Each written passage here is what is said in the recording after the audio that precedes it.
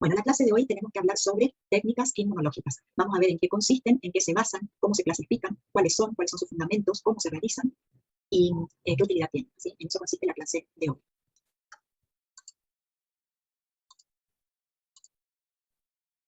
Bueno, los objetivos de la serología sería todos los estudios que se hacen en sangre justamente para determinar estas reacciones inmunológicas. Así que los objetivos son identificar problemas de salud, poder determinar la distribución de una enfermedad, determinar la incidencia, la prevalencia de una enfermedad, poder evaluar el sistema inmune de un individuo, programar calendarios de vacunación y evaluar programas o campañas de vacunación. Esos son los objetivos. Habíamos visto la clase pasada que cuando un antígeno era presentado a los linfocitos T y a los linfocitos B, se iba a desencadenar su activación, que eran los que iban a participar en estas reacciones específicas contra el antígeno que había sido presentado. Por lo tanto, se iban a generar linfocitos T efectores, como así también anticuerpos, que iban a hacer frente a este antígeno específicamente. Este reconocimiento que se da entre el antígeno y el anticuerpo, o entre el antígeno y el linfocito, es lo que va a sentar las bases del diagnóstico inmunológico. Así que eso es lo que vamos a buscar con estas pruebas inmunológicas. El estudio de las inmunoreacciones se va a realizar mediante el empleo de técnicas inmunológicas que se van a basar en detectar y poder evaluar la respuesta humoral, ya sea porque estemos buscando anticuerpos o complemento, o bien celular si estamos buscando linfocitos T o fagocitos, por ejemplo. Entonces, para poder medir las interacciones antígeno-anticuerpo y poder llegar a un diagnóstico, tenemos dos vías para poder hacerlo. Una de ellas es hacer un diagnóstico directo. Siempre que la prueba sea directa, lo que vamos a estar buscando en nuestro paciente es el antígeno. Por lo tanto, para poder detectar si el paciente tiene el antígeno, nosotros en la prueba vamos a tener que poner anticuerpos específicos que reconozcan a ese antígeno que estamos buscando. En cambio, si es indirecto el diagnóstico, lo que vamos a estar buscando en el paciente es el anticuerpo. Como lo que busco es anticuerpos, nosotros vamos a tener que poner en la prueba antígenos específicos para ese anticuerpo en particular. Así que esto les tiene que quedar bien claro. Siempre que la prueba sea directa, lo que vamos a buscar en el paciente es el antígeno. Y siempre que la prueba sea indirecta, lo que vamos a buscar en el paciente es el anticuerpo. Acá, por ejemplo, nosotros ponemos el anticuerpo y esto sería del paciente. Estamos buscando el antígeno, así que esto sería directo. En cambio, acá pusimos el antígeno, esto sería del paciente, que es el anticuerpo, así que esta sería una prueba indirecta. Ahora vamos a ir hablando de cada uno. Bueno, ¿qué características tiene la interacción antígeno-anticuerpo? Que también se llama inmunocomplejo a esta interacción que se genera. Dentro de las características se sabe que es específica porque el anticuerpo se genera específicamente para ese antígeno en particular. Es reversible, por lo tanto se puede asociar y disociar. Depende del pH, es sensible a la temperatura, como así también es sensible a la fuerza iónica. Por lo tanto, todas estas características se deben cuidar en estas reacciones de diagnóstico para poder llegar a un diagnóstico certero. Van a haber fuerzas que van a estar implicadas en esta interacción antígeno-anticuerpo. Se van a establecer fuerzas de puente de hidrógeno, que son fuerzas que se establecen entre moléculas y estabilizan la unión, como así también fuerzas electrostáticas, que son fuerzas fuertes, dadas por enlaces iónicos, fuerzas de Van der Waals, que son fuerzas de carácter débil, que se establecen entre las moléculas, como así también enlaces hidrofóbicos, que tiene que ver con la solubilidad que tenga esa partícula. Así que todo esto va a determinar la afinidad y la avidez que tenga el anticuerpo por el antígeno. Ahora vamos a ver a qué se refieren estos conceptos. Bueno, ¿qué sería la afinidad? La afinidad vamos a definir como la suma de todas las fuerzas atractivas y repulsivas entre un sitio de unión del anticuerpo, que es el parátopo, que hablábamos en la clase pasada, la región específica del anticuerpo que tomaba contacto con el epítopo, que era el determinante antigénico del antígeno. Así que es la fuerza o la intensidad con la cual se unen, se enlazan el parátopo con el epítopo. Y la avidez va a ser la fuerza con la que un anticuerpo se une a un antígeno multivalente. Para que se entienda mejor, acá tienen un esquema. Por ejemplo, acá vemos que el anticuerpo se une al antígeno, o sea, el parátopo con el epítopo, va a tener una determinada afinidad, es decir, una fuerza de unión entre los dos. Acá ya decimos que, aparte de la afinidad, esta tiene mayor avidez, este anticuerpo de inmunoglobulina tiene mayor avidez que esta porque ya está uniendo dos determinantes antigénicos a sus parátopos. Y si comparamos con esta otra inmunoglobulina, ya tiene más sitios de unión al antígeno. Por lo tanto, esta va a tener mayor avidez que esta, por ejemplo. Bueno, a eso se refieren entonces los conceptos de afinidad y avidez. Bueno, ¿qué sería la especificidad entonces? Es la capacidad que tienen los anticuerpos de poder distinguir, de poder reaccionar con una estructura química entre muchas. Tiene carácter específico de unión con esa estructura química en particular.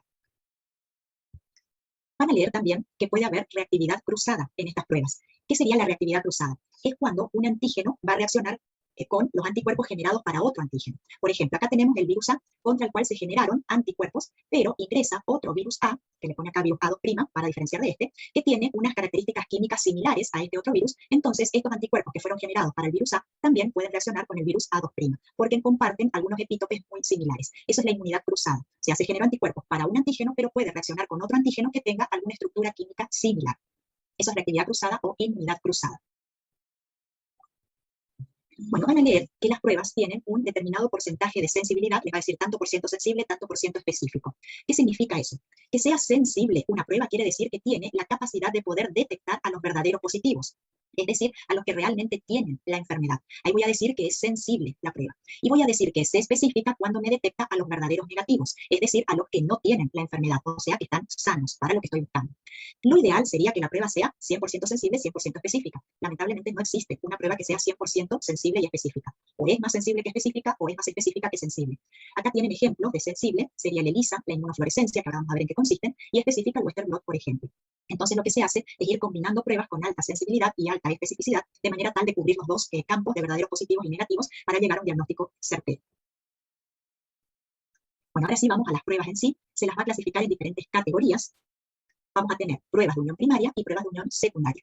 Dentro de las pruebas de unión primaria, lo que vamos a medir es la cantidad de inmunocomplejos le llamamos a la unión antígeno-anticuerpo, y para poder medir cuánto inmunocomplejo se formó, vamos a utilizar sustancias como radioisótopos, colorantes fluorescentes, enzimas, es decir, tengo que agregar algo que me permita saber que está ese inmunocomplejo formado porque no lo puedo ver a simple vista. En eso se caracterizan las pruebas de unión primaria, no las puedo ver a simple vista, tengo que agregar alguna sustancia que me permita visualizar el inmunocomplejo. Entonces, si lo que vamos a usar es radioisótopos para poder detectar el inmunocomplejo, la prueba va a ser RIA, IRMA, que ahora les voy a contar en qué consiste. Si vamos a utilizar colorantes fluorescentes, estamos hablando de una inmunofluorescencia, y si vamos a utilizar enzimas, estamos hablando de ELISA. Bien, en estas pruebas de unión primaria, que tengo que agregar una sustancia que me permita saber si está el inmunocomplejo formado, van a leer que se agrega a la prueba el conjugado. ¿Qué sería el conjugado? El conjugado es o un anticuerpo o un antígeno que está marcado. ¿Con qué va a estar marcado? Con lo que les dije recién, o con el colorante fluorescente, o con la enzima, o con radioisótopos. Con eso se marca, que es lo que me va a permitir visualizar. En este caso, tenemos el anticuerpo marcado con un colorante fluorescente. Acá vemos que el anticuerpo reacciona con el antígeno directamente. Así que estos anticuerpos que se utilizan son anticuerpos monoclonales, van dirigidos a ese antígeno específicamente. Y acá vemos un antianticuerpo, porque este anticuerpo está reconociendo a otro anticuerpo, por lo tanto esta es una anti-inmunoglobulina específica que también está marcada con colorante fluorescente. Y como es colorante fluorescente lo que estamos usando acá, nos estamos refiriendo a la inmunofluorescencia, que es una de las técnicas que ya les voy a comentar cómo se hace. Bueno, acá tenemos todos los conjugados. Este sería de la inmunofluorescencia, o sea, un anticuerpo marcado con un colorante fluorescente, que es lo que vamos a ver, la fluorescencia que es emitida. Acá tenemos un anticuerpo marcado con una enzima, así que este sería el conjugado para ELISA. Como tiene una enzima, hay que agregar en un paso siguiente el sustrato, que va a ser incoloro, para que se active la enzima y se va a formar un producto coloreado. Así que lo que vamos a ver acá, para saber si hay un antígeno anticuerpo, es el cambio de color. Eso es lo que se ve. Y acá tenemos para el RIA, este es un antígeno marcado con radioisótopo, y este es el IRMA, un anticuerpo marcado con radioisótopo. ¿Qué es lo que vamos a medir acá? La radioactividad para saber si hay un antígeno-anticuerpo. Así que estos son los conjugados que se utilizan en las pruebas que vamos a ver. Bien, ahora vamos a las pruebas en sí. Vamos al ELISA primero. ELISA, tienen acá lo que significa, deriva del inglés, que es un ensayo de inmunoabsorción ligado a enzima. Se realiza la prueba en estas microplacas, así se llama. ¿Cómo se hace? Vamos a ver el fundamento. Lo que tenemos que hacer es visualizar cuánto antígeno y anticuerpo unidos, o sea, cuánto inmunocomplejo se formó a través de marcadores que van a estar ligados a enzima. De manera tal que cuando agregamos el sustrato específico, se activa la enzima y nos va a dar un producto que va a tener un determinado color. Así que esta es una reacción colorimétrica, se dice, porque lo que voy a evidenciar es un cambio de color, que eso es lo que me va a decir si hay inmunocomplejo o no hay. Esto es a modo de ejemplo, las enzimas que se pueden utilizar. La peroxidasa utiliza como sustrato ortofenildiamina y la fosfatasa alcalina para nitrofenilfosfato. Esto es a modo de ejemplo, no es para que se lo aprendan, pero los fundamentos y cómo se hace la prueba, eso sí, tienen que saber. Bien, ELISA puede ser una prueba indirecta o puede ser directa. Si es indirecta, lo que vamos a estar buscando en el paciente es el anticuerpo. En cambio, si el ELISA es directa, lo que vamos a estar buscando es el antígeno. Bueno, vamos a ELISA indirecto primero. Si es indirecto, entonces lo que estoy buscando es el anticuerpo en el paciente. Esto me está representando los pocillos de esa microplaca que les mostré al principio. En este pocillo ya viene, uno ya compra así el reactivo, en los pocillos ya viene pegado en las paredes el antígeno. Así que esto ponemos nosotros. ¿Qué vamos a hacer? Le vamos a sacar sangre al paciente, vamos a separar el suero, porque en el suero estaría el anticuerpo, así que una vez que tenemos el suero del paciente, vamos a colocar dentro del pocillo. ¿Qué vamos a hacer después? Tenemos que incubar. Incubar quiere decir que le voy a dar las condiciones de pH, temperatura, tiempo, para que se puedan establecer esas fuerzas que hablábamos anteriormente, que se estabilice la unión antígeno-anticuerpo, es decir, que se forme el inmunocomplejo. Eso hago con la incubación. Una vez que pasó ese tiempo donde ya se forma el inmunocomplejo, vamos a lavar. ¿Con qué se lava? Con buffer, de manera tal que no cambie el pH de la reacción. Y se lava para quitar todo lo que no haya reaccionado y que quede solamente el antígeno unido al anticuerpo en el pocillo. Una vez que hicimos eso, en otro paso vamos a agregar el conjugado. Es un ELISA, así que el conjugado acá va a ser un anticuerpo que tiene la enzima. Ese era el conjugado. Pero para que se una esta anti-inmunoglobulina a la inmunoglobulina del paciente, otra vez tengo que incubar para favorecer la unión y después vamos a lavar para quitar todo lo que no se haya unido y que quede solamente las uniones que se establecieron. Una vez que se hace esto, se agrega el sustrato. Como acá tenemos la antiinmunoglobulina que tiene la enzima, al agregar el sustrato, se activa la enzima y me va a formar un producto coloreado. Entonces acá vemos que cambió el color del pocillo. Ahora está celeste, en cambio acá era incoloro. Ese cambio de color me está diciendo que el paciente tiene el anticuerpo. Por lo tanto, voy a decir que este ELISA indirecto es positivo. Tiene el anticuerpo el paciente. Voy a explicar ahora de otra manera, por si alguien no entendió la manera que expliqué recién. Vamos a suponer ahora que el paciente no tiene el anticuerpo, pero nosotros no sabemos, es lo que queremos determinar. Entonces vamos a partir del pocillo que tiene el antígeno pegado a sus paredes. Agrego el suero del paciente que no tiene la inmunoglobulina. Nosotros incubamos porque no sabemos si está o no está. Le damos ese tiempo, no se unió porque no está. Al lavar se va todo lo que puse, sigue quedando solo el antígeno. Luego agregamos el conjugado, que era una anti-inmunoglobulina. Como esta inmunoglobulina amarilla no está, no tiene a quién unirse. Nosotros incubamos porque hasta ahí no estamos viendo nada, no sabemos que esto no está. No tiene a quién unirse, así que al lavar, el conjugado se nos va con el lavado. Va a seguir quedando solo el antígeno. Luego agregamos el sustrato, como esta inmunoglobulina que tenía la enzima se fue con el lavado, el sustrato no tiene con quién reaccionar, por lo tanto no se va a formar el producto y la reacción va a ser negativa porque no se va a ver el cambio de color. Así que de esa manera decimos que el paciente no tiene el anticuerpo. Esto es lo mismo, nada más que sin los pocillos. Este sería el antígeno, este es el anticuerpo que estoy buscando en el paciente, si tiene o no tiene. Si tiene, el conjugado se va a unir y luego al agregar el sustrato incoloro me va a dar un producto coloreado, pero si no está el anticuerpo, este no tiene a quién unirse, se va con el lavado, así que el sustrato no se va a transformar en producto y la prueba sería negativa. Bueno, ahora vamos al ELISA directo. Si es directo, lo que estoy buscando es el antígeno en el paciente. Por lo tanto, ahora nuestro pocillo va a tener pegado a sus paredes el anticuerpo, que esto ponemos nosotros. Vamos a agregar la muestra del paciente, en el cual estamos buscando el antígeno. Si está el antígeno, se va a unir al anticuerpo que pusimos nosotros. Para eso vamos a incubar, para darle todas las condiciones para que se una. Después vamos a lavar. Y en otro paso vamos a agregar el conjugado. El conjugado va a ser una inmunoglobulina que está marcada con la enzima, porque estamos hablando de una ELISA, pero esa inmunoglobulina ahora me va a reconocer otro determinante antigénico del mismo antígeno. Fíjense que acá tenemos anticuerpo, antígeno, anticuerpo. Por eso esta técnica también se le dice sándwich, porque tenemos el antígeno en el medio de dos anticuerpos. Bien, nuevamente se incuba para fortalecer esta unión, se lava para quitar todo lo que no se haya unido y después agregamos el sustrato. Si está la enzima, se va a activar, por lo tanto se va a formar un producto coloreado y vamos a ver el cambio de color, de incoloro a celeste en este caso. Ahí voy a decir que el paciente tiene el antígeno. Por lo tanto, este ELISA directo es positivo. ¿Alguien quería preguntar algo? Profe, una duda, ¿qué se utiliza para hacer el lavado? Buffer. Buffer, que es una solución que lo que hace es mantenerte el pH de la reacción, para que no te cambien esas fuerzas de unión que se establecen entre el antígeno y el anticuerpo. Gracias, profe. Bueno, y acá tenemos lo mismo, nada más que sin los pocillos. Esto es lo que ponemos nosotros, que sería la superficie del pocillo que está cubierta por los anticuerpos. Esto ponemos nosotros. Agregamos la muestra del paciente, que supuestamente tiene el antígeno. Incubamos para que se una. Después agregamos el conjugado, que es una inmunoglobulina marcada con la enzima, que va a reconocer epítopes diferentes del antígeno. Después agregamos el sustrato, eso activa la enzima, y se forma un producto que va a ser coloreado, así que vamos a medir el cambio de color. Bueno, toda prueba tiene tanto ventajas como desventajas. ¿Cuáles serían las ventajas y desventajas del ELISA? Las ventajas es que es una prueba altamente sensible y específica. ELISA es más sensible que específico, ¿sí? Si bien tiene alta sensibilidad y especificidad, es más sensible que específica. Es una prueba rápida, quiere decir que en horas ya puedo tener el diagnóstico, los reactivos son estables, o sea que duran en el tiempo, y el resultado es visual porque tengo que ver solamente el cambio de color. En cambio, las desventajas es el costo del equipo de automatización. Este sería el equipo que se utiliza, donde puedo colocar la microplaca, y el equipo, aparte de decirme si está o no está el antígeno o el anticuerpo, dependiendo de qué estamos buscando, me puede cuantificar, ¿sí? Eso hace que se encarezca más todavía la técnica porque necesito este aparato, y las microplacas tampoco son económicas porque se utilizan anticuerpos monoclonales. Así que eso encarece a la prueba. Bien, esa era la prueba ELISA. Ahora vamos a la otra prueba de unión primaria, que es la inmunofluorescencia. Para la inmunofluorescencia vamos a necesitar un microscopio de inmunofluorescencia, o sea que es un microscopio especial, ¿sí? Que acá pueden ver cómo se ve, ¿sí? Así como tenemos que ver en fondo negro y resalta la fluorescencia, ya sea del antígeno o el anticuerpo, dependiendo de que estemos buscando. Entonces, ¿cuál es el fundamento de la prueba? Poder visualizar la unión antígeno-anticuerpo a través de colorantes fluorescentes, que es lo que vamos a usar como marcador en esta prueba. ¿Cuál es el que vamos a usar acá? El isotiocianato de fluoresceína, que es verde fluorescente, por eso les puse con este color el nombre, y bueno, se ve así como ven acá. Tiene la sigla FIC, que significa isotiocianato de fluoresceína, ¿sí? Pueden encontrar abreviado, de esta manera se refiere a este colorante. Bueno, la inmunofluorescencia a su vez puede ser directa si es que estamos buscando antígeno en el paciente o indirecta si estamos buscando anticuerpo en el paciente. Vamos a la directa primero. Buscamos antígeno en el paciente.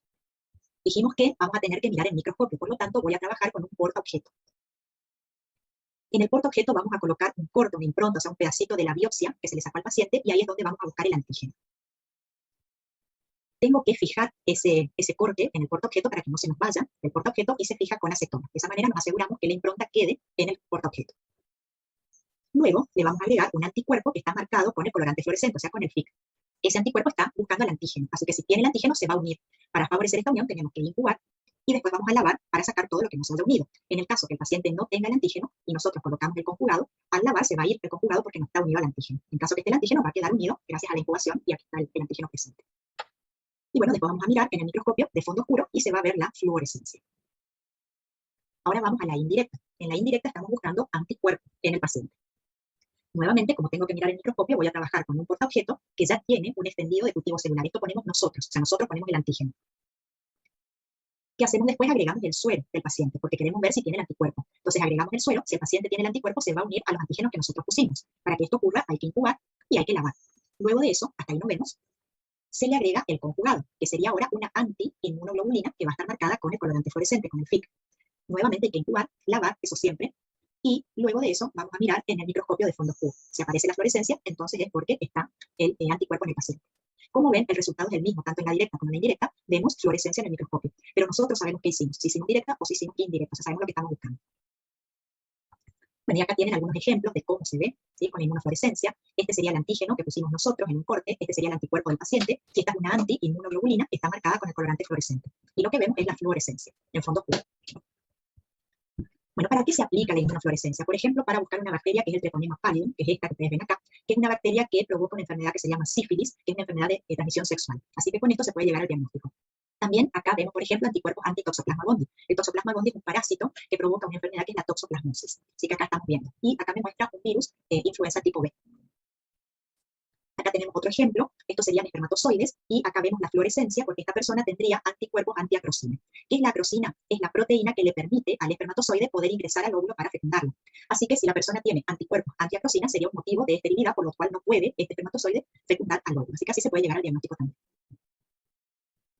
Bueno, ¿cuáles serían las ventajas y desventajas de la inmunofluorescencia directa e indirecta? Si se abrevia así, también van a encontrar de esta manera. IFD o IFI es una manera de abreviar todo el nombre de inmunofluorescencia. Bueno, la ventaja es que son pruebas sensibles, son rápidas, son fáciles de hacer, permite visualizar antígenos intracelulares y los reactivos son estables. En cuanto a la desventaja, es el costo del equipo, porque necesitamos tener este microscopio de inmunofluorescencia, y la lectura subjetiva es decir que se necesita un operador entrenado para que haga la lectura. Bueno, ahora vamos a las otras pruebas que son RIA e IRMA. Estas pruebas les había adelantado que utilizaban radioisótopos. Bueno, ¿qué diferencias tienen?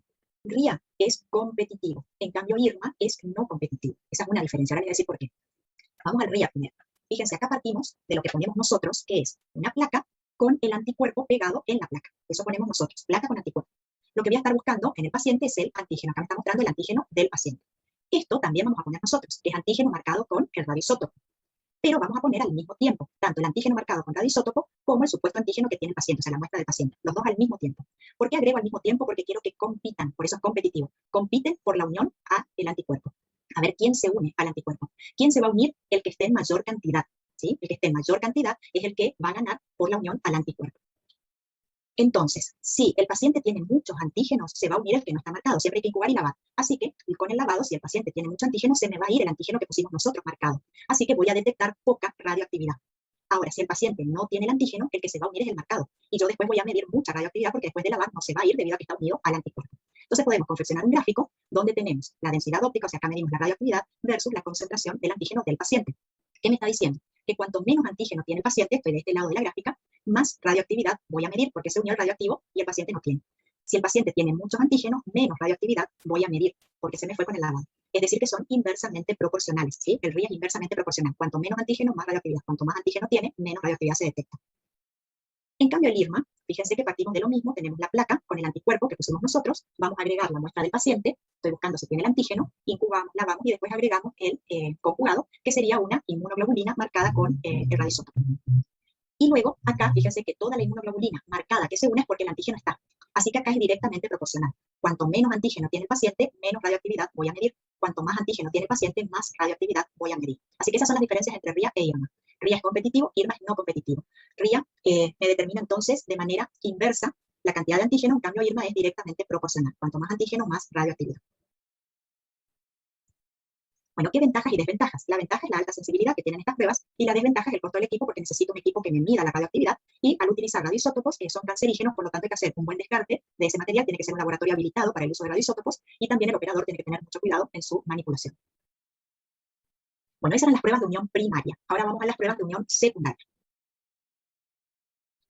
Bueno, acá los complejos antígeno-anticuerpo se van a agregar y eso va a hacer que se puedan visualizar estos inmunocomplejos a simple vista. Esa es la diferencia con las pruebas de unión primaria. Las primarias no podíamos ver a simple vista, teníamos que agregar algo que me permita visualizar. En cambio acá no, acá sí lo puedo ver a simple vista. Son de menor sensibilidad que las primarias, pero son más clásicas, son más económicas. Así que generalmente se conjugan tanto pruebas de unión secundaria como primarias.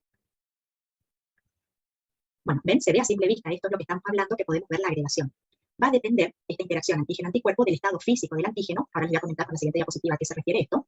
También tenemos que cuidar la temperatura de reacción, los electrolitos que estén presentes en la reacción, la afinidad, la avidez en la interacción antígeno-anticuerpo, como así también va a influir el tipo de inmunoglobulina que esté presente. Bien, dijimos que dependía del tipo de antígeno. El antígeno puede ser soluble o puede ser particulado. Si el antígeno es soluble, la reacción va a ser de precipitación. Y si el antígeno es particulado, la reacción es de aglutinación. Es decir, que en estas pruebas de unión secundaria vamos a tener reacciones de precipitación y reacciones de aglutinación. Que el antígeno sea soluble quiere decir que tiene un menor tamaño que si es particulado. O sea, que el particulado tiene un tamaño mayor. Se le dice particulado porque se agregó el determinante antigénico a una partícula, que puede ser una partícula de látex, puede ser una célula, por ejemplo. Entonces ahí voy a decir que es particulado. Y la otra diferencia es cómo se ve la reacción. Si el antígeno es soluble, se van a formar grumos finos. En cambio, si es particulado, los grumos van a ser más gruesos. Pero los dos puedo ver a simple vista. Esas son las diferencias. Bueno, dentro de las pruebas de unión secundaria, entonces, dijimos que puede ser de aglutinación o de precipitación. Dentro de las pruebas de aglutinación, vamos a ver la hemoaglutinación y la prueba de Kunz. Y dentro de las de precipitación, vamos a ver la inmunodifusión doble, o también llamado método de Aucher-Loney, la inmunodifusión radial, la inmunoelectroforesis y el Western blot. Vamos a hablar de todas estas pruebas. Bueno, vamos primero a las reacciones de precipitación. Acá tenemos, por ejemplo, un gráfico que en ordenadas me está midiendo el inmunocomplejo formado, o sea, la unión antígeno-anticuerpo. Y en abscisas me está mostrando la concentración de antígeno que va creciendo hacia la derecha. Es decir, esto vamos a agregar nosotros el antígeno frente a una cantidad constante de anticuerpos que tiene el paciente. Entonces, a bajas concentraciones de antígeno, empiezo a formar inmunocomplejos, pero no estoy en la cantidad igual antígeno-anticuerpo. Así que empiezo a formar los inmunocomplejos, por eso está baja la curva. Tengo más anticuerpos del paciente que antígenos. A medida que voy agregando antígenos, esto se va uniendo con los anticuerpos del paciente hasta llegar a una relación equivalente antígeno-anticuerpo, la relación justa. Entonces acá voy a decir en el máximo de la curva que estoy en la zona de equivalencia, es decir, que tengo una relación justa antígeno-anticuerpo. Si seguimos agregando antígenos, los inmunocomplejos empiezan a disolverse y voy a tener más antígenos que anticuerpos, por eso va bajando la curva. Por lo tanto, en estas pruebas hay que trabajar en esta zona, en la zona de equivalencia para poder visualizar. Bueno, una de las pruebas de precipitación era la inmunodifusión doble o método de Aucher-Loney. Acá vamos a trabajar en una placa, la cual tiene un gel, y ese gel, vamos a hacerle al gel perforaciones con sacabucado, que esto se llama pocillos. Luego vamos a colocar en uno de los pocillos el anticuerpo, por ejemplo el anti-X, y en estos pocillos vamos a agregar el antígeno del paciente 1 y del paciente 2. Esto hay que incubar para dar tiempo a que el anticuerpo y el antígeno empiecen a difundir, se encuentren y formen el inmunocomplejo y eso precipita. Así que esta sería la línea de precipitación. Ahí me está mostrando que hay unión antígeno-anticuerpo. Y lo mismo pasó acá. Difundió el anticuerpo, se encontró con el antígeno y se formó el inmunocomplejo.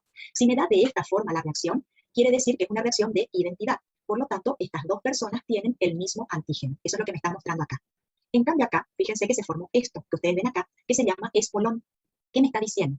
Que esta persona tiene un antígeno que esta otra no tiene. O sea, comparten acá, porque se me formó, igual que acá, comparten un antígeno, pero esta, por el espolón, tiene un antígeno más que esta otra no tiene. Entonces se va a decir que es una reacción de identidad parcial. En cambio acá se formaron dos espolones. Quiere decir que estas dos personas no comparten el antígeno, no tienen los antígenos iguales. Así que esta es una reacción de no identidad. Esta reacción se puede hacer, por ejemplo, para la búsqueda de ENA, que son antígenos nucleares extraíbles, que se buscan, por ejemplo, en reacciones de autoinmunidad, como en el lupus, por ejemplo, que eso vamos a ver después en un seminario específico de lupus. Bueno, otra prueba de precipitación es la inmunodifusión radial. ¿Qué es lo que vamos a hacer acá? Vamos a trabajar también con una placa donde vamos a poner un gel, el cual tiene anticuerpo incorporado. El gel tiene una forma, cuando se lo prepara, tiene una consistencia líquida, cuando está caliente, que es de esa forma hay que prepararlo, incluso cuando está tibio, sigue estando en estado líquido, y ahí es donde se incorpora el anticuerpo. Entonces el anticuerpo va a estar en todo el gel, luego se coloca en la placa y se deja solidificar. Ahí tenemos el gel con el anticuerpo incorporado. Luego se hacen las perforaciones en el gel, que serían los pocillos, y luego se va a agregar la muestra del paciente para ver si tiene el antígeno. Esto se va a incubar, entonces el antígeno va a empezar a migrar hasta que se encuentre con la relación justa del anticuerpo y va a precipitar. Entonces ahí vamos a ver el halo, se dice, acá tienen halo de precipitación. Y es radial, ya vamos a ver una forma circular porque el anticuerpo está en todo el gel, por eso se ve la precipitación de esta manera. Y ese resultado después se pasa a una gráfica, que ahora les voy a contar cómo se hace para poder saber cuánto antígeno tiene el paciente. Bueno, entonces este sería el gel que tiene el anticuerpo incorporado, esta sería la muestra del paciente que tendría el antígeno S, lo ponemos en el pocillo, difunde el antígeno y se forma el halo de precipitación. Bien, entonces tenemos que confeccionar una gráfica, les dije que es la gráfica de calibración para poder saber cuánto tiene el paciente, que sería este verde. Estos celestes que estamos viendo acá son los calibradores. Los calibradores son sustancias que ponemos nosotros. Fíjense acá, por ejemplo, me está determinando la concentración de C3. C3 es del complemento. Quiero saber cuánto C3 tiene el paciente.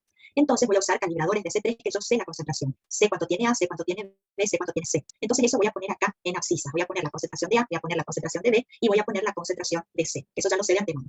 Luego, cuando hago una reacción, voy a medir el diámetro. Acá en ordenadas voy a colocar el diámetro. ¿Cómo voy a sacar? Con una regla voy a poner el 0 de la regla acá y voy a medir hasta acá cuántos centímetros es. Una vez que tengo ese diámetro, voy a venir a la gráfica y voy a colocar el valor en la gráfica. Voy a hacer lo mismo con B, voy a colocar el diámetro acá en la gráfica y voy a hacer lo mismo con C, coloco el valor en la gráfica. Una vez que tengo los diámetros y las concentraciones, voy a unir esos pares ordenados, es decir, concentración con diámetro, me delimito un punto, lo mismo va a pasar con B, lo mismo va a pasar con A. Una vez que tengo los tres puntos, trazo la recta, esa sería mi recta patrón o mi recta de calibración, y ahí entonces voy a medir el diámetro del paciente, vengo a esta parte porque acá está el diámetro, coloco el valor que me dio, y de ahí voy a la recta, bajo, y ahí voy a saber la concentración de C3, en este caso, que tiene el paciente. Por lo tanto, puedo saber qué tiene y cuánto tiene. Por ejemplo, en el lupus se puede medir C3 para ir siguiendo al paciente porque en el lupus va disminuyendo la cantidad de C3. Entonces ahí se puede hacer un seguimiento del paciente. Bueno, esta prueba también se utiliza para poder cuantificar las inmunoglobulinas, ¿sí? Cuánta IgA tiene el paciente, IgM, IgG, por ejemplo. Bueno, otra prueba de precipitación era la inmunoelectroforesis, que se abrevia de esta manera. Esta prueba la voy a hacer cuando tengo muchos antígenos en la muestra. Por lo tanto, tengo que separar esos antígenos y los puedo determinar a todos ellos al mismo tiempo. Por ejemplo, cuando estamos queriendo determinar proteínas del suero del paciente. Entonces, se va a trabajar entonces con un gel y vamos a hacer una perforación en el centro, que esto se llama surco, y vamos a hacer una perforación con un sacabocado acá y otra perforación también con el sacabocado. En esta perforación vamos a colocar el suero del paciente y en esta otra perforación vamos a agregar el suero de una persona normal. ¿Qué hacemos después? Vamos a darle electricidad, o sea, una diferencia de potencial para separar los antígenos. Es decir, que van a empezar a migrar y de esa manera se van a ir separando los antígenos. Se coloca el de una persona normal justamente para hacer la comparación con el paciente. Bueno, hasta ahí no vemos nada, solamente separamos los antígenos del paciente y del dador, del normal. Acá vamos a medir proteínas del suero, ¿sí? Albuminas y globulinas. ¿Qué se hace después? En el surco vamos a colocar un anticuerpo antiproteínas. Esto se incuba para dar tiempo a que difundan, se forme la precipitación que se va a dar de esta manera, en esta prueba, y después vamos a hacer la lectura. En realidad se ve así, como ven acá. Este sería el paciente, la persona normal, y este es el paciente nuestro. Acá vemos que le está faltando proteínas que el normal tiene, que le está faltando las gamma globulinas, es decir, las inmunoglobulinas. Así que este sería un caso de A gamma globulinemia ligada al cromosoma X. Así que siempre se va comparando con un normal. Bien, el Western blot es otra prueba también de precipitación que se utiliza para confirmar HIV. Así que la vamos a retomar luego cuando veamos el caso clínico de HIV. Bueno, ¿qué se hace acá? En esta prueba vamos a trabajar con un gel de poliacrilamida y vamos a hacer unas perforaciones en ese gel para poner el antígeno. El antígeno lo vamos a poner nosotros. Por ejemplo, si queremos confirmar HIV, entonces vamos a poner acá los antígenos virales, vamos a poner el virus del HIV. Y el virus del HIV tiene muchos determinantes antigénicos. Así que hay que separar esos determinantes antigénicos porque el paciente puede generar anticuerpos contra diferentes determinantes antigénicos del virus. Así que queremos saber con esta prueba qué anticuerpo generó contra el virus, para poder decir si tiene o no tiene HIV. Entonces, vamos a colocar nosotros el virus. Se trabaja con esta sustancia que es un detergente que nos permite poder separar estos determinantes antigénicos, favorece la migración, es decir, el desplazamiento por el gel. Favorece una buena separación de los determinantes antigénicos. Hay que darle diferencia de potencial justamente también para favorecer esta separación. Una vez que separamos los antígenos que tiene el virus, hay que transferir de poliacrilamida a otro soporte que es de nitrocelulosa. ¿Por qué utilizo la poliacrilamida? Porque ahí puedo separar bien los determinantes antigénicos y tengo que pasar a la nitrocelulosa para poder seguir con la reacción. Una vez que se pasó, se transfirió a la nitrocelulosa, seguimos. ¿Qué se hace después? Bueno, vamos a tener entonces el antígeno que pusimos nosotros. Vamos a agregar el suero del paciente. Es decir, estamos buscando anticuerpos contra qué antígeno del virus tiene. Si está el anticuerpo, se va a unir al antígeno viral. Hasta ahí no vemos. ¿Qué hacemos después? Agregamos una anti-inmunoglobulina marcada con la enzima y luego tenemos que agregar un sustrato que es incoloro, me va a activar la enzima y eso me va a dar un producto coloreado. Así que acá se van a visualizar bandas, se dice de precipitación. Es una reacción de precipitación porque se forman las bandas de precipitación, pero son incoloras, por eso no las puedo ver a simple vista y tengo que agregar una enzima con un sustrato para poder ver dónde quedó esa banda de precipitación mediante colores, como vemos acá. Y dependiendo la zona donde haya quedado la banda, ahí se sabe anticuerpos contra qué antígenos del virus tiene. También se puede utilizar una sustancia luminiscente para poder determinar también. Así que después existen criterios para poder decir si tiene anticuerpos contra tal y tal antígeno, entonces vamos a decir que tiene HIV. Si no presentas esas, no tiene, que eso vamos a ir viendo después más adelante. Pero así es como se puede confirmar, por ejemplo, si tiene o no tiene la enfermedad. Bueno, todas esas eran reacciones de precipitación. Ahora vamos a las reacciones de aglutinación. Vamos a decir que la reacción es de aglutinación cuando el antígeno es particulado, que eso ya había explicado a qué se refería, ¿sí? Son antígenos agregados a una partícula y eso hace que sea más grande. Va a tener como tamaño mínimo el bacteriano, ¿sí? El tamaño de una bacteria, que es una célula. Bien, entonces acá la aglutinación puede ser activa o puede ser pasiva. Si es activa, quiere decir que la partícula o la célula tiene un antígeno intrínseco, como veíamos, por ejemplo, en grupo y factor sanguíneo. El glóbulo rojo tiene en su membrana los antígenos del grupo y del factor sanguíneo, o sea que ella tiene intrínsecamente el antígeno. Eso sería una aglutinación activa. En cambio, vamos a hablar de una aglutinación pasiva cuando nosotros a una partícula o a una célula le agregamos el determinante antigénico que queremos buscar, o antígeno o anticuerpo en el paciente. Esa es una aglutinación pasiva. ¿Qué vamos a utilizar como partícula? Puede ser una partícula de látex, puede ser una célula a la cual le vamos a agregar el determinante antigénico. Bueno, dijimos que dentro de estas pruebas de aglutinación teníamos la hemaglutinación y la prueba de Kunz. Vamos primero a la hemaglutinación. Bueno, acá también vamos a trabajar con las microplacas, como les había mostrado en el ELISA, es muy parecida a la microplaca que se utiliza, y vamos a colocar controles, control positivo y control negativo. Toda esta columna sería de control positivo, toda esta columna de control negativo. ¿Para qué hacemos los controles? Para asegurarnos que el reactivo está funcionando correctamente. Es decir, que si el paciente me da positivo porque realmente tiene y si me da negativo porque no tiene. Para eso alargamos los controles. Esta sería la muestra del paciente 1, toda esta columna, y esta columna es la muestra del paciente 2. Bueno, ¿cómo se procede? En todos estos pocillos de la microplaca vamos a agregar 50 microlitros de buffer. Les digo 50 por decirles un valor, si a modo de ejemplo. En todos ponemos la misma cantidad de buffer. Y el suero del paciente, vamos a colocar también el suero puro del paciente, 50 microlitros, o sea, la misma cantidad de buffer y del suero del paciente en el pocillo 1. Es decir, que estamos diluyendo a la mitad porque estoy poniendo 50 de buffer y 50 del suero del paciente. Por lo tanto, estoy haciendo una dilución 1 en 2. La estoy diluyendo a la mitad. Luego, de este pocillo, que está diluido a la mitad, voy a sacar 50 microlitros y voy a colocar en el pocillo siguiente, que ya tiene 50 de buffer. Así que estoy volviendo a diluir a la mitad el que ya estaba diluido a la mitad. Por lo tanto, esta va a ser una dilución 1 en 4. Ahora, de este pocillo voy a sacar 50 y voy a poner en este que ya tiene 50 de buffer. Estoy volviendo a diluir a la mitad. Así que ahora va a ser una dilución 1 en 8. De este saco y coloco en el pocillo siguiente también 50 microlitros, vuelvo a diluir a la mitad, así que ya va a ser 1 en 16. Y así sucesivamente sigo haciendo diluciones. Una vez que se incuba esto para dar tiempo a la reacción, después hay que hacer la lectura. Cuando me da de esta manera, se dice que se formó el manto y eso es positivo. Y este punto se le dice botón, que eso me dice que es negativa la reacción. O sea que en este paciente me dio positivo hasta la dilución 1 en 4. Y este paciente me dio positivo hasta la dilución 1 en 32. Entonces voy a decir que este paciente es positivo 1 en 4, o también se dice 4 DILs, y el paciente 2 positivo 1 en 32 o 32 DILs. De esa manera es como se informa. Bueno, acá tenemos otro ejemplo de la misma reacción. Esta fila sería para el paciente 1, para el paciente 2, el paciente 3 y así hasta el paciente 8. Acá hicimos las diluciones, como les expliqué recién, esta sería la dilución a la mitad, 1 en 2, 1 en 4, 1 en 8, 1 en 16, bueno, así hasta 1 en 1024. Toda esta columna es del control positivo, toda esta columna es del control negativo. Entonces, si miramos, el paciente 1 nos dio positivo hasta 1 en 64. ¿Qué vamos a decir entonces? Que tiene un título, se dice, de 64 DILs. El paciente 2 me dio positivo hasta 1 en 8, entonces tiene 8 DILs. El paciente 3 positivo hasta 512, entonces 512 DILs. Y así es como se hace la lectura. Este, por ejemplo, no dio positivo, entonces puedo decir menos de 2 o negativo directamente. En este, por ejemplo, fíjense que está negativo y después se hace positivo. Eso puede ser porque no se llega a la zona de equivalencia, por eso es necesario hacer las diluciones para hacer un diagnóstico certero. Y bueno, hasta 128 fue positivo, así que 128 DILs. Y así sucesivamente. Bien, la otra prueba que dijimos que íbamos a ver de aglutinación es la prueba de Kunz. La prueba de Kunz puede ser directa o indirecta. Si la prueba de Kunz es directa, lo que voy a estar buscando es el antígeno. ¿Qué es lo que se toma como antígeno en esta prueba? Esto que ustedes ven acá sería un glóbulo rojo que tiene en su membrana anticuerpos unidos, pegados a su membrana.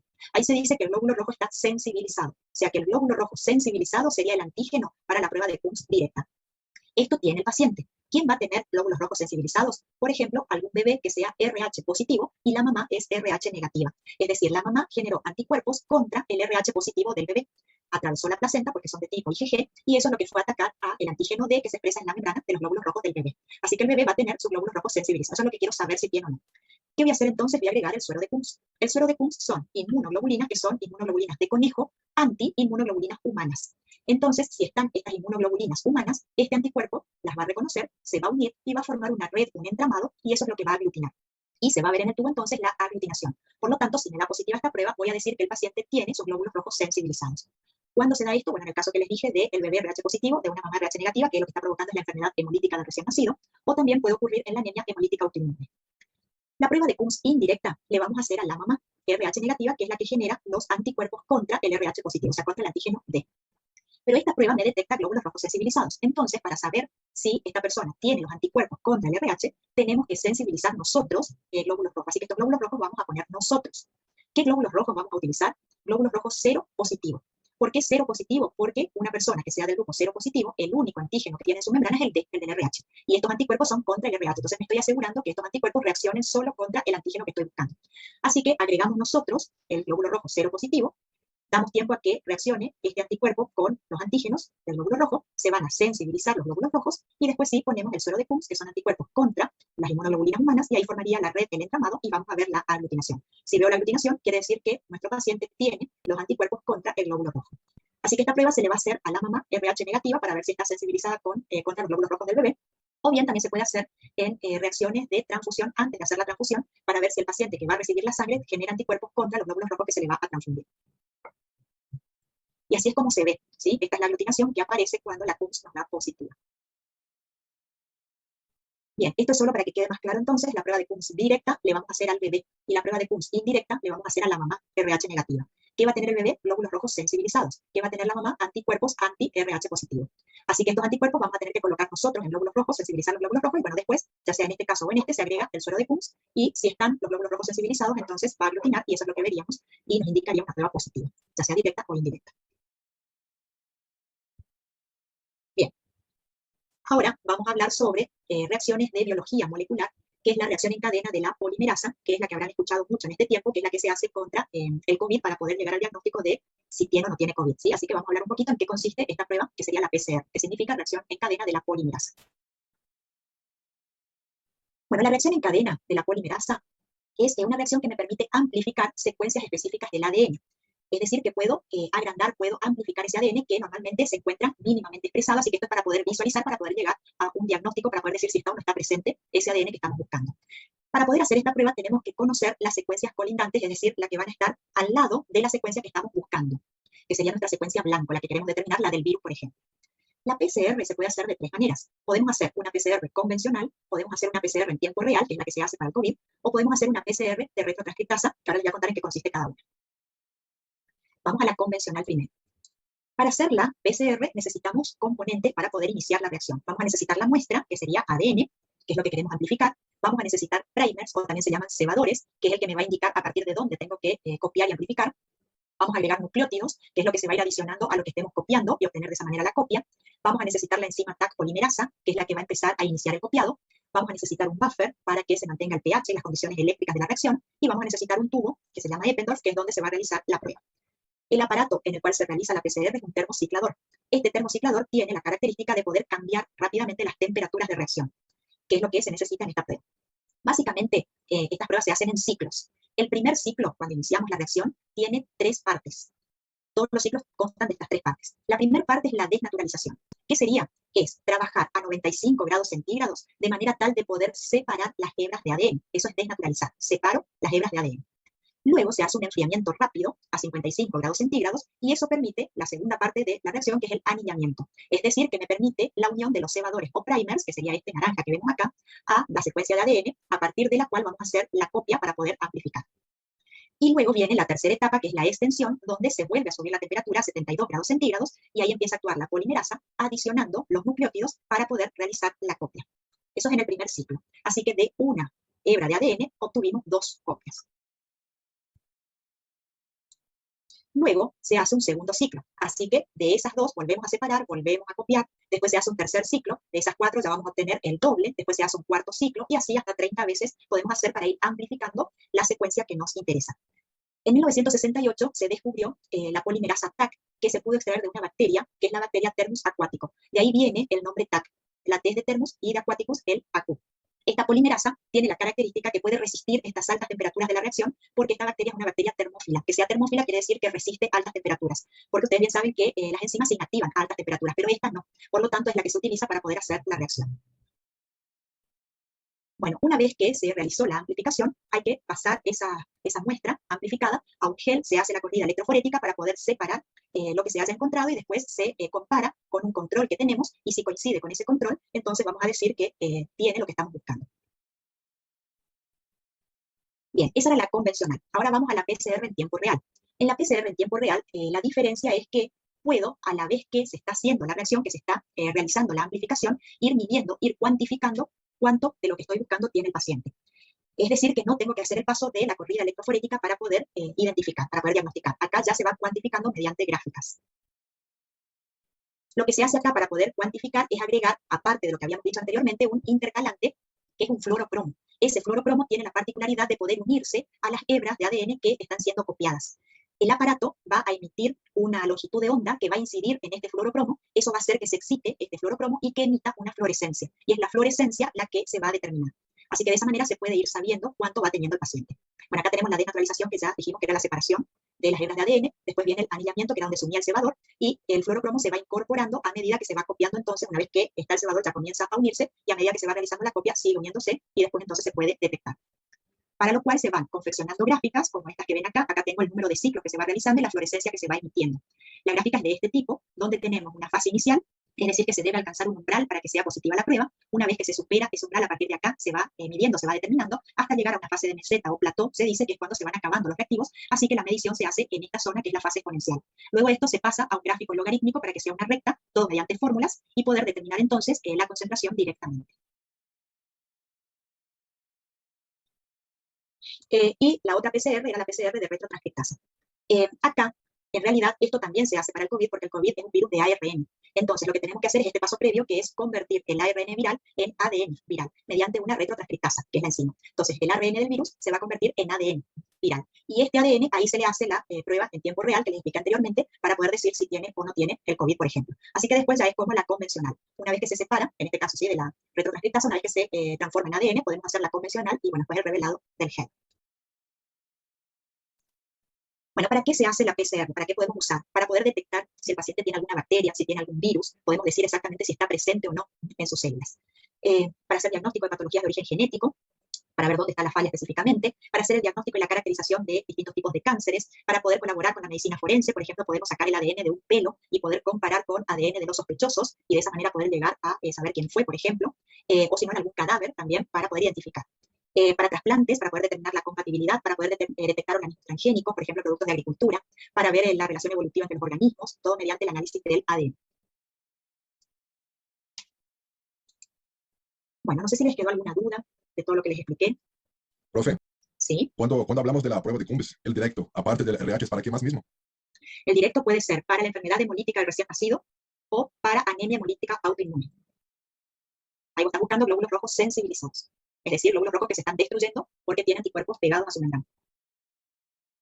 Gracias, profe. ¿Nada? ¿Alguna otra pregunta? Profe, ¿usted podría repetir la inmunoelectroforesis? Porque me recortó acá y yo no conseguí comprender. Sí, la inmunoelectroforesis vos vas a hacer cuando tenés una muestra que tiene muchos antígenos. Entonces vas a usar una diferencia de potencial, electricidad, para poder separar todos esos antígenos. Y vas a trabajar con el suero de tu paciente y con un suero normal, para poder comparar el normal con el de tu paciente, a ver qué le falta. En la parte del medio, que es el surco, vas a colocar lo contrario a lo que estás buscando, ¿sí? El anticuerpo contra el antígeno que estás buscando. En el ejemplo que les había dado era una anti-inmunoglobulina contra las proteínas del suero. Entonces ahí le das tiempo a que difunda, que precipite, y después vas a comparar con el del paciente. Vas a ver las zonas de precipitación, que se veía como medio círculo, y comparar con el del normal, qué es lo que le falta a tu paciente. Entonces de esa manera llegas al diagnóstico. ¿Ninguna otra duda? Bueno, estamos entonces, damos por finalizada la clase. Cualquier duda que les surja luego de haber releído el tema, planteen ahí en el foro de consultas de seminarios si hay algo que no les quede claro, ¿sí? Bueno, nos vemos en el próximo seminario. Chao, chao.